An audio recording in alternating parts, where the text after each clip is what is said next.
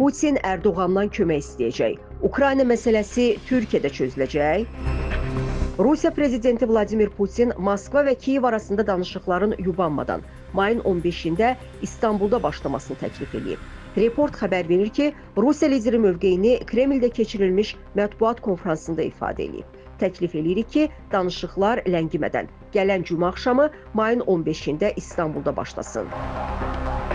Əvvəllər keçirildiyi və dayandırıldığı yerdə məlum olduğu kimi, Türkiyəli həmkarlarımız dəfələrlə belə danışıqların təşkilində kömək təklif ediblər və Prezident Erdoğan onların təşkili üçün çox iş görüb deyə ölkə başçısı qeyd edib. O həmçinin sabah Türkiyəli həmkarı ilə danışıqlar aparacağını açıqlayıb.